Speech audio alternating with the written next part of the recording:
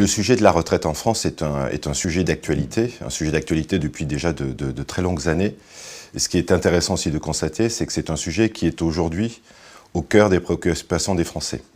Alors avant de rentrer un peu plus dans le détail du mode de fonctionnement de ces régimes de retraite, peut-être rappeler très brièvement le fonctionnement. Rappelons qu'aujourd'hui en France, le régime de retraite ou les régimes de retraite des salariés notamment, reposent en fait sur deux régimes principaux que sont d'une part la sécurité sociale et d'autre part les régimes complémentaires, repris donc sous l'égide de l'ARCO et de l'AGIRC. Si l'on fait déjà un premier constat aujourd'hui de ces régimes obligatoires, et si l'on regarde notamment le rapport entre les cotisants et les retraités, s'il y a encore, on va dire, quelques dizaines d'années où le rapport était encore de 4 cotisants pour un retraité, les prévisions que donne notamment le comité d'orientation des retraites est que d'ici quelques années, nous n'aurons plus qu'un rapport de 1,5 cotisant pour un retraité. Donc ça explique aussi effectivement le déséquilibre aujourd'hui structurel de ces régimes de retraite. Donc face effectivement à ce constat, plusieurs réformes ont été effectivement entreprises par les différents gouvernements successifs. S'il faut juste retenir, c'est que la première réforme de fond est intervenue en 1993 et qu'en fait, depuis maintenant quasiment une vingtaine d'années, 4 réformes se sont succédées effectivement pour pouvoir trouver des solutions d'équilibre au niveau de ces régimes obligatoires. Les régimes complémentaires, eux aussi, ont adapté leur mode de fonctionnement. J'en veux pour preuve le récent accord national interprofessionnel d'octobre 2015, qui là aussi est venu modifier les règles concernant les régimes complémentaires.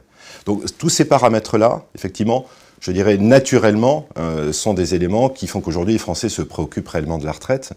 Et de manière générale, 54% aujourd'hui des Français, selon les derniers sondages qui sont parus, sont aujourd'hui préoccupés par rapport au niveau de retraite qu'ils vont avoir le jour où ils cesseront leur activité. Bien évidemment, il existe, comme je l'évoquais aussi, des régimes supplémentaires.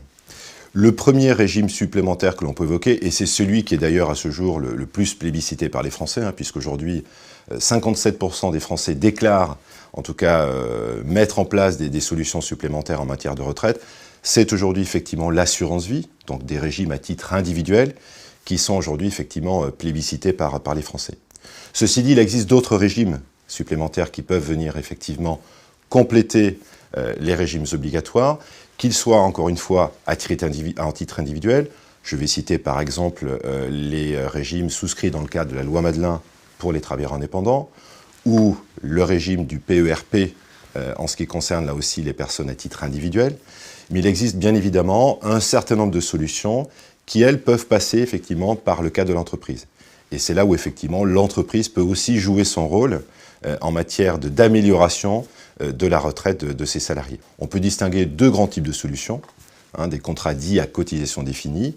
Je veux citer par là les régimes dits article 83 par référence au Code général des impôts et des régimes à prestations définies, dits article 39.